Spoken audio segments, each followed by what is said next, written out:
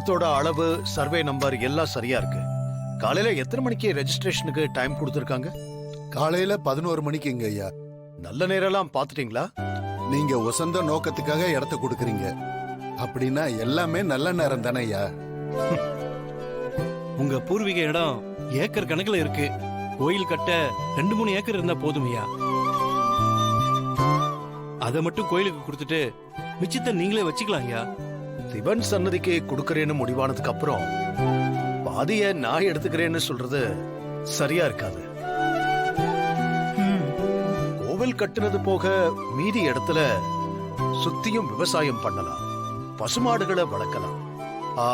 அதுல இருந்து வர வருமானத்தை கோவிலுக்கே கொடுக்கலாம்.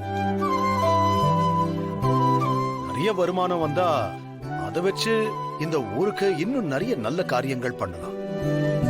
அதனால சிவன் சன்னதிக்காக முழு இடத்தையுமே கொடுத்ததா இருக்கட்டும்.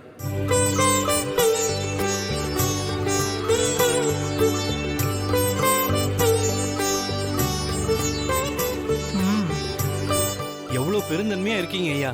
உங்க நல்ல மனசு யாருக்கு ஐயா வரும்? ஐயா, நாளைக்கு ரெஜிஸ்ட்ரேஷன் முடிச்சிட்டு ஒரு நல்ல நாளை பார்த்து பூமி பூஜை போட்டு கோவில் கட்டுறதுக்கான ஏற்பாடுகளை ஆரம்பிச்சிடலாம் ஐயா. அப்படியே பண்ணிடலாம். அம்மா, பத்திர பதிவு பண்ண நீங்க எல்லாரும் வந்துருங்கம்மா. சரிங்க, எல்லாரும் கண்டிப்பா வந்துடுறோம். ஐயா, வரேங்க ஐயா. கிளம்புறேன் ஐயா. இந்தாங்க. நன்றிங்க ஐயா. பாப்பா.